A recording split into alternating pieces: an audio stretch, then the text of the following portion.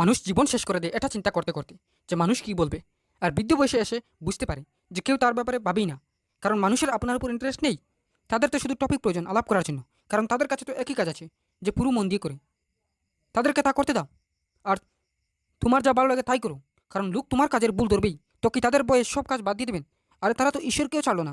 আপনি আর আমি কোন ক্ষেতের মূলা? আজকে যারা আপনাকে নিয়ে তামাশা করছে যে তুমি এই কাজ করতে পারবে না, দেখবেন তারাই একদিন অন্যের সামনে নিজের আওকাত দেখানোর জন্য আপনার নামই প্রয়োগ করবে। লোক আপনাকে নয়, আপনার সময়কেই প্রাধান্য দেবে। কারণ ভালো সময় তো সব ভালোই হয়, কিন্তু খারাপ সময় সব থেকে কাছের মানুষই চেঞ্জ হয়ে যায়। এজন্য মানুষ সময়ের সাথে সাথে নিজের চেহারা পরিবর্তন করতে থাকে। তাদের ব্যাপারে বেশি ভাববেন না। এক রিসার্চ বলে যে 80% মানুষ এটা ভেবে নিজের গোলকে পুরো করতে পারে না, যে লোকে কী বলবে। আরে আপনার ব্যাপারে মানুষ কী ভাববে এই চিন্তা যদি তুমি করছো, তো মানুষ কী চিন্তা করবে?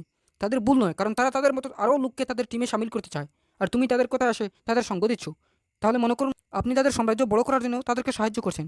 আর তাদের মতো একদিন কারো না কারো প্রতি তামাশা করবেন, আর তাদের মতোই তাদের সাথে জড়িত হয়ে যাবেন।